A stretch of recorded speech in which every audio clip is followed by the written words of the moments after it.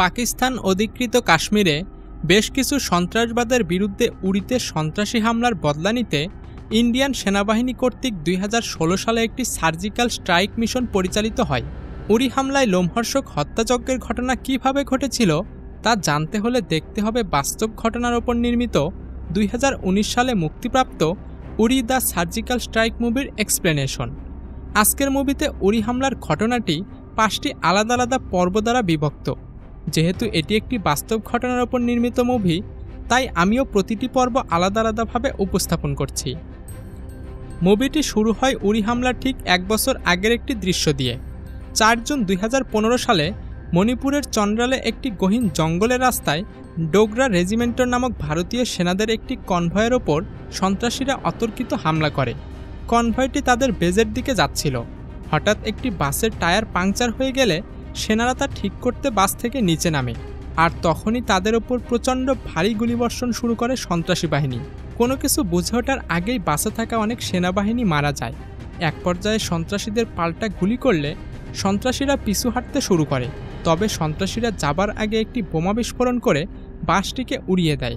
ফলে বাসে থাকা সকল সেনা সদস্য মারা যায় এবং আরও অনেকে গুরুতর আহত হয়। সন্ত্রাসী হামলার পাল্টা জবাব দিতে ওই ঘটনার কিছুদিন পরে মেজর বিহান, একজন প্যারাএসএফ অফিসার ও তার ইউনিট ও তার শ্যালক মেজর কিরণ সহ একটি টিম নিয়ে ইন্দো মায়ানমার বর্ডারের কাছ দিয়ে অনুপ্রবেশ করে। তারা উত্তর পূর্ব এলাকার সন্ত্রাসীদের আস্তানায় আক্রমণ করার প্রস্তুতি নিচ্ছিল। মেজর বিহান দুটি দলে কমান্ডোদেরকে বিভক্ত করে সন্ত্রাসীদের ওপর হামলা করার সিদ্ধান্ত নেয়। একটি দল ফ্রন্ট লাইনে অতর্কিত হামলা করবে, অপর দল তাদেরকে ব্যাকআপ দেবে। মেজর বিহানের নির্দেশে ক্যাপ্টেন সারতাস সন্ত্রাসীদের ওপর রকেট হামলা করে। ফলে অতর্কিত আক্রমণে সন্ত্রাসীরা দিশেহারা হয়ে পড়ে। সেনা সদস্যরা সন্ত্রাসীদের ওপর এলোপাথারি গুলিবর্ষণের মাধ্যমে তাদেরকে গণহারে মারতে থাকে। এমন গুলিবর্ষণের ফলে সন্ত্রাসীরা পালিয়ে বাঁচতে চাইছিল, কিন্তু সেনারা সন্ত্রাসীদের নেতাসহ সকলকেই হত্যা করে। এরপর সফলভাবে মিশনটি পরিচালনা করতে পারায় ভারতের প্রধানমন্ত্রী একটি ডিনার অনুষ্ঠানে মেজর বিহান ও তার টিমকে আমন্ত্রণ জানায় অভিনন্দন জানানোর জন্য। তখন মেজর বিহান অবসর নিয়ে তার মায়ের কাছে থাকার জন্য প্রধানমন্ত্রীর কাছে আবেদন করে। তার মা অ্যানজাইমা রোগে ভুগছে। এই রোগে মানুষ ধীরে ধীরে তার স্মৃতিশক্তি হারাতে থাকে, তাই মেজর বিহান তার মায়ের কাছে থাকতে চায়। কিন্তু প্রধানমন্ত্রী তাকে অবসরের পরিবর্তে দিল্লির সেনা অফিসের ডেস্ক জব প্রস্তাব করে। এতে করে মেজর বিহান তার মায়ের কাছেও থাকতে পারবে, আর সেনাবাহিনী থেকে তাকে অবসরও নিতে হবে না। প্রধানমন্ত্রীর এই প্রস্তাবটি মেজর বিহান মেনে নেয়। এই পর্বের শুরুতে আমরা মেজর বিহানকে দিল্লিতে তার বোন ভগ্নী এবং তার অসুস্থ মায়ের সাথে দেখতে পাই। তার অসুস্থ মায়ের সেবা যত্নের জন্য জেসমিন নামের একজন নার্সকে নিযুক্ত করা হয়েছে। আমরা দেখতে পাই ৭ জুলাই ২০১৫ সালে ন্যাশনাল সিকিউরিটি কাউন্সিলের অফিসে সিকিউরিটি চিফ গোবিন্দ পাঞ্জাবের একটি বাসের সন্ত্রাসী হামলার বিষয়ে আলোচনা করছিল। তারা জানতে পারে পাঠানকোটের একটি রেলওয়ে স্টেশনে আইইডি বোমা শনাক্ত করেছে সেখানকার পুলিশ। সন্ত্রাসীরা সেখানকার একটি আন্ডার কনস্ট্রাকশন বিল্ডিংয়ে কাভার নিয়েছে। পুলিশ ও সোয়াট টিমের সাথে সন্ত্রাসীদের গোলাগুলি চলছিল। এই বিষয়গুলো নিয়ে ন্যাশনাল সিকিউরিটি টিম খুবই চিন্তিত ও বিচলিত ছিল। এদিকে দিল্লিতে ইন্টিগ্রেটেড ডিফেন্স স্টাফ সদর দপ্তরে মেজর বিহান একটি ডেস্কটপ শুরু করেছে। একটি গানের মাধ্যমে মেজর বিহানের নতুন কর্মজীবন ও তার অসুস্থ মায়ের সাথে তার পরিবারের সময় কাটানোর সুন্দর মুহূর্তগুলো আমাদের এখানে দেখানো হয়। এ সময় মেজর বিহান তার অফিসের ফ্লাইট লেফটেন্যান্ট সিরাত নামে একজন ভারতীয় বিমান বাহিনীর পাইলটের সাথে পরিচিত হয়। পাইলট সিরাত মেজর বিহানকে জানায় তার স্বামী ছিল পাঞ্জাব রেজিমেন্টের একজন ক্যাপ্টেন, যে কিনা একটি মিশনে গিয়ে অতর্কিত সন্ত্রাসী হামলায় মারা যায়। এরপর বিকেলে অফিস শেষ করে বিহান বাড়িতে গিয়ে তার মাকে রুমে খুঁজে পায় না। বিহান দায়িত্বে অবহেলার জন্য জেসমিনকে তার মায়ের নিরাপত্তা দিতে নিষেধ করে। জেসমিন ছিল একজন সিকিউরিটি এজেন্ট, তাই সে বিহানের মায়ের কাপড়ে জিপিএস ট্র্যাকার লাগিয়ে রেখেছিল, আর এই কারণে সিকিউরিটি টিমের অন্য সদস্যরা মেজর বিহানের মাকে খুব দ্রুত খুঁজে পেতে সক্ষম হয়েছিল। অনাকাঙ্ক্ষিত এই ঘটনার জন্য মেজর বিহান ও নার্স জেসমিনের মাঝে কিছুটা দূরত্ব তৈরি হয়। আসলে ইন্দো মায়ানমার বর্ডার এলাকায় এই স্ট্রাইক অপারেশনের পর স্পেশাল ফোর্সের সেনা সদস্যদের নিরাপত্তাজনিত কারণে ন্যাশনাল ইন্টেলিজেন্স সিকিউরিটি এজেন্সি দ্বারা সার্বক্ষণিক তাদেরকে তত্ত্বাবধানে রাখা হয়েছিল, যাতে করে কোনো সন্ত্রাসী হামলা তাদের ওপরে আসতে না পারে। আর তাই জেসমিন পরিচয় গোপন করে নার্স হিসেবে মেজর বিহানের মাকে দেখাশোনা করত। 18 সেপ্টেম্বর 2016 উরি হামলার দিনের ঘটনা। খুব ভোরে 4 জন সন্ত্রাসী ভারী অস্ত্র নিয়ে জম্মু ও কাশ্মীরের উরিতে ইন্ডিয়ান আর্মি বেস ক্যাম্পে প্রবেশ করে। সন্ত্রাসীরা কিছু জ্বালানি তেলের ব্যারেল মাটিতে ফেলে দেয়। যাতে তারা মাঠে থাকা তাঁবুতে আগুন ধরিয়ে দিতে পারে। সন্ত্রাসী 4 জন প্রথমে তাঁবুতে প্রবেশ করে ঘুমন্ত সৈন্যবাহিনীর ওপর বৃষ্টির মতো গুলিবর্ষণ করে এবং নির্মমভাবে সৈন্যদের এক এক করে মারতে থাকে। সন্ত্রাসীরা একটি বাংকারে রকেট ছোড়ে ও মাটিতে ছড়ানো তেলের ওপর আগুন ধরিয়ে দেয়। মুহূর্তের মধ্যেই সেখানে একটি বিভীষিকাময় পরিবেশের সৃষ্টি হয়। সন্ত্রাসীদের এই হামলার খবর খুব দ্রুত ছড়িয়ে পড়ে। মেজর বিহান ও তার শ্যালক মেজর কিরণ সহ আরও সকল সেনা সদস্যরা দ্রুত বেরিয়ে পড়ে সন্ত্রাসীদের ডিফেন্ড করতে। মেজর কিরণ তার পজিশন নিয়ে জুনিয়র মেজর থেকে সন্ত্রাসীদের পজিশন জানতে চায়। জুনিয়র মেজর কিরণকে জানায় একজন সন্ত্রাসী অ্যাডমিন ব্লকের ছাদে এবং অপর সন্ত্রাসী T6 দেয়ালের পেছনে রয়েছে, যাদেরকে কাউন্টার ফায়ার করছে মেজর অবস্থির টিম। মেজর কিরণ ক্যাপ্টেন সার্তাসকে অ্যাডমিন ব্লকের ছাদের ওপর থাকা সন্ত্রাসীকে রকেট মেরে উড়িয়ে দিতে বলে, আর T6 দেয়ালের পিছনে থাকা সন্ত্রাসীকে মেজর নিজেই ডাউন করার জন্য যেতে চায়। এজন্য সৈন্যদেরকে তাকে কাভার ফায়ার করতে বলে। কাউন্টার কাভার ফায়ারে তাদের সামনে থাকা 2 জন সন্ত্রাসী মারা যায়। মেজর কিরণ খুব জোরে দৌড়াতে থাকে T6 দেয়ালের পিছনে লুকিয়ে থাকা সন্ত্রাসীকে ডাউন করতে। অ্যাডমিন ব্লকে থাকা সন্ত্রাসী তার উপর রকেট ছোড়ে, তবে মেজর সেটা এড়িয়ে যায়। আর ঠিক এই সময় ক্যাপ্টেন সার্তাস এসে অ্যাডমিন ব্লকের ছাদে থাকা সন্ত্রাসীকে রকেট মেরে উড়িয়ে দেয়। 3 জনকে খতম করার পর মেজর কিরণ T6 দেয়ালের পেছনে থাকা সন্ত্রাসের বিপরীতে পজিশন নেয়। মেজর কিরণকে পজিশন নিতে দেখে মেজর অবস্থির সেনাদের ফায়ারিং থামাতে বলে। সন্ত্রাসী আবার পাল্টা ফায়ারিং করতে গেলে মেজর কিরণ পিস্তল দিয়ে মাথায় পয়েন্ট ব্ল্যাঙ্ক হেডশট দিয়ে সন্ত্রাসীর খেল খতম করে দেয়। কিন্তু মেজর কিরণ এখানে এক বিরাট ভুল করে বসে। সে সন্ত্রাসীর হাতে থাকা বন্দুক তুলে নেয়, আর বন্দুকের সাথে আগে থেকে বেঁধে রাখা গ্রেনেডের পিনটি আনলক হয়ে যায়। তখন গ্রেনেড বিস্ফোরণে মেজর কিরণ সেখানেই মারা যায়। একসাথে 19 জন সেনা সদস্য মারা যাওয়ার ফলে ইন্ডিয়ান আর্মি বেজে নেমে আসে এক অন্ধকার ছায়া। শহীদ সেনা সদস্যদের সামরিক সম্মাননা দেওয়ার সময় মেজর কিরণের স্ত্রী ও তার মেয়ে শেষবারের মতো বিদায় জানাতে আসে। তার মৃত্যুতে মেজর বিহান ও তার পরিবার শোকে বিধ্বস্ত হয়ে যায়। ঘটনার পরের দিন হামলায় জড়িতদের বিরুদ্ধে কঠোর ব্যবস্থা নেওয়ার জন্য মন্ত্রণালয়ে আলোচনা সভা অনুষ্ঠিত হয়। সেখানে ন্যাশনাল সিকিউরিটি এজেন্সির চিফ গোবিন্দ সন্ত্রাসীদের বিরুদ্ধে সার্জিক্যাল স্ট্রাইক অপারেশন করার পরামর্শ দেয়।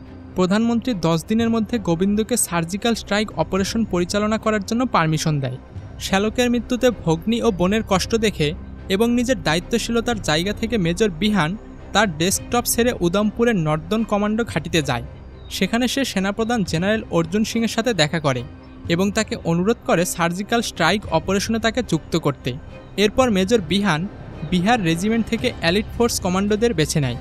একই সাথে ডোগরা রেজিমেন্ট থেকে স্পেশাল ফোর্সের কমান্ডোদের বেছে নেয়, কারণ হামলায় নিহত বেশিরভাগ সৈন্যই এই রেজিমেন্টের ছিল। মেজর বিহান তাদেরকে জানিয়ে দেয় যে আগামী 7 দিনের জন্য তারা তাদের ফোন ব্যবহার করতে পারবে না এবং প্রশিক্ষণের জন্য উদমপুরে অবস্থান করবে, এমনটি জানিয়ে পরিবারের লোকদের যেন তারা বার্তা পাঠিয়ে দেয়। এরপর মেজর বিহানের নেতৃত্বে কমান্ডোদের প্রশিক্ষণ শুরু হয়।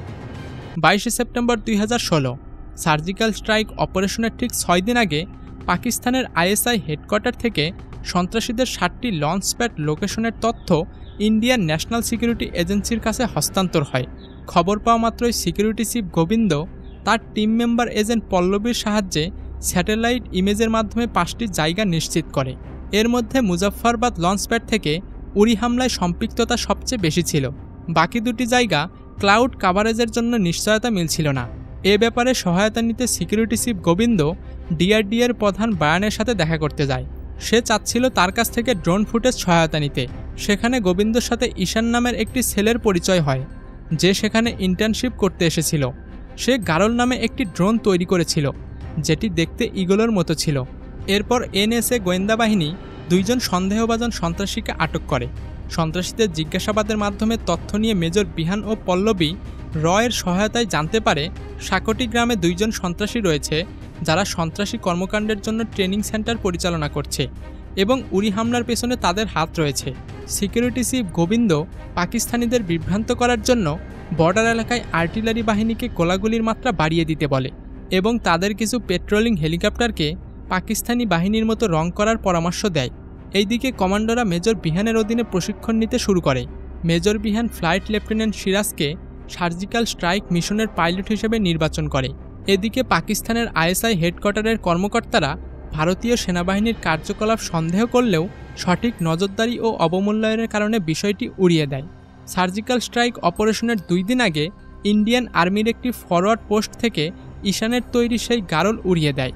ডিআরডিএর সহায়তায় সিকিউরিটি এজেন্ট পল্লবী সন্ত্রাসীদের B2 লঞ্চ প্যাডের সন্ধান পায়, যেখান থেকে উড়ি হামলার সন্ত্রাসীদের সরবরাহ করা হয়েছিল। এরপর ওই দিন রাতে মিটিংয়ে প্রধানমন্ত্রী সার্জিক্যাল স্ট্রাইক অপারেশনের জন্য পরিকল্পনার ব্যাপারে জানতে চায়। বিহার রেজিমেন্টের প্রধান সেনা অফিসার তখন জানায় যে 28 সেপ্টেম্বর রাত 12:30টার সময় ফরওয়ার্ড পোস্ট থেকে 4টি ডিমলো ফ্লাইং MI-17 হেলিকপ্টার নিয়ে পিওকেতে নামবে। এরপর ঠিক রাত 2টার সময় অ্যাটাক শুরু হবে। কমান্ডোদের 20 জন সদস্যের সমন্বয়ে 2টি গ্রুপ গঠন করে অপারেশন পরিচালনা করে 4টি টার্গেট ধ্বংস করা হবে। আলফা টিম মেজর বিহানের নেতৃত্বে প্রথমে B1 এবং পরে B2 লঞ্চপ্যাডের ওপর আক্রমণ করবে। একইভাবে টিম ব্রাভো চার্লি ও ডেল্টা পর্যায়ক্রমে লিপা ভিম্বের ওপর আক্রমণ করবে। ল্যান্ডিংয়ের সময় থেকে অপারেশন পরিচালনা করে আবার টেক অফ করার আগ পর্যন্ত সর্বোচ্চ 50 মিনিটের মধ্যে পুরো মিশনটি শেষ হয়ে যাবে। অর্থাৎ কমান্ডোরা ভোর 5টার মধ্যেই মিশন শেষ করে শ্রীনগর বেস ক্যাম্পে চলে আসবে। 28 সেপ্টেম্বর 2016 শ্রীনগর এয়ারফোর্স বেস স্টেশনে মেজর বিহান কমান্ডোদের মিশনের ব্যাপারে গাইডলাইন দিয়ে প্রস্তুত করছিল। এদিকে ইসলামাবাদে একজন ভারতীয় এজেন্ট পাকিস্তান ISI-এর অফিসার জমিকে নিজ বাসভবনে ডিনারের জন্য আমন্ত্রণ করে। এরপর ভারতীয় এজেন্টের স্ত্রীর সহযোগিতায় জমিরকে বেহুশ করে ইন্ডিয়ান আর্মি অপারেশনের বিপরীতে পাকিস্তান সরকারের গোপন পরিকল্পনার ব্যাপারে জানতে পারে। আসলে পাকিস্তানি সিকিউরিটি এজেন্সি খবর পেয়ে গিয়েছিল যে ইন্ডিয়ান কিছু হেলিকপ্টারে তাদের বিমান বাহিনীর মতো রং করা হয়েছে।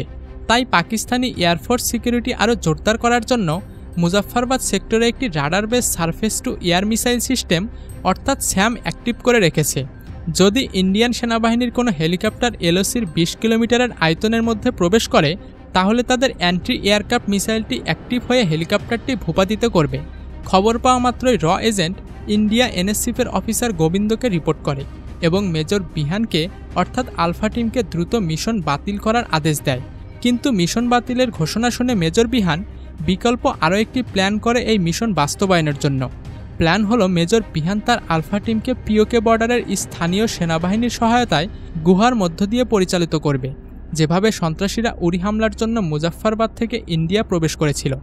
নতুন প্ল্যান অনুযায়ী আলফা টিম গুহার মধ্য দিয়ে মুজাফফরবাদের দিকে যেতে থাকে। এই সময় অফিসার গোবিন্দ ঈশানকে তার তৈরি গারল দিয়ে পুরো এরিয়া রিকন করতে বলে এবং লাইভ ফিড ট্রান্সফার করে মেজর বিহানকে। গুহার সামনে 2 জন পাহারারত সন্ত্রাসীকে দেখতে পেয়ে ঈশান মেজরকে রিপোর্ট করে। সন্ত্রাসী 2 জনকে মেরে আলফা টিম পিওকেতে অনুপ্রবেশ করে।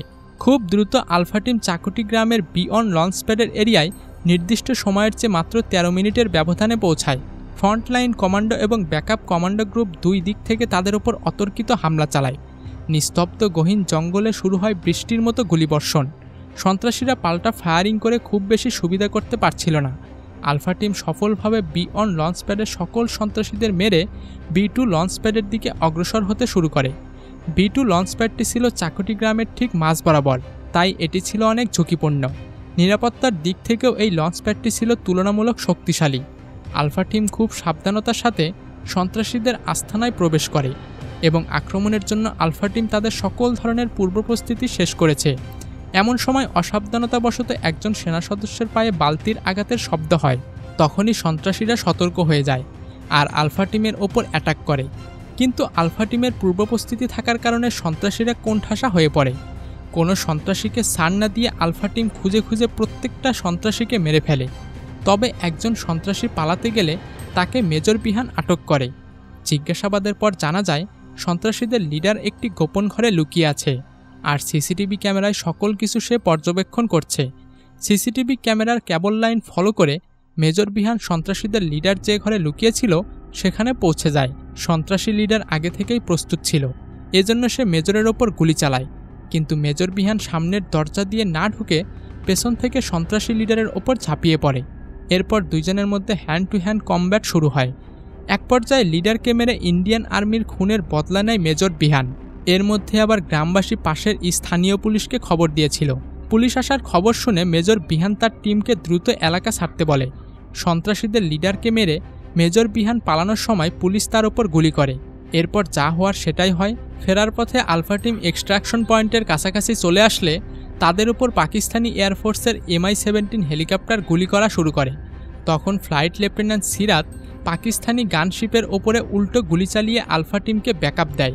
এর ফলে মেজর বিহান তার টিমকে নিয়ে কোনোরকম হতাহতের ঘটনা ছাড়াই এলওসি অতিক্রম করে। অন্য 3টি কমান্ডো টিমও সফলতার সাথে উত্তরপ্রদেশের শ্রীনগর বেজের স্টেশনে সঠিক সময়ে ফিরে আসে। 30 সেপ্টেম্বর 2016 সফলতার সাথে সার্জিক্যাল স্ট্রাইক অপারেশন শেষ হয়। প্রধানমন্ত্রীর সাথে major Bihan, security agent Pallavi, security officer Gobinda এবং অন্যান্য কমান্ডাররা একটি আনুষ্ঠানিক ডিনারে যোগদান করে। ডিনারে সকলের আনন্দঘন সময় উপভোগ করার মধ্য দিয়ে মুভিটি এখানেই শেষ হয়ে যায়। একটু দাঁড়ান, এখানেই শেষ নয়। মুভির পোস্ট ক্রেডিট সিনে দেখা যায় পাকিস্তানের মন্ত্রী জমির সকালে ঘুম থেকে উঠে ইন্ডিয়ার সফল সার্জিক্যাল স্ট্রাইকের খবর দেখে হতাশায় চিৎকার করে ওঠে। আর ফাইনালি মুভিটি এখানেই পরিপূর্ণভাবে সমাপ্ত হয়। তো বন্ধুরা, অবশ্যই আমাদের ভিডিওতে লাইক, কমেন্ট অ্যান্ড চ্যানেলে নতুন হলে সাবস্ক্রাইব করে দিবে। ধন্যবাদ।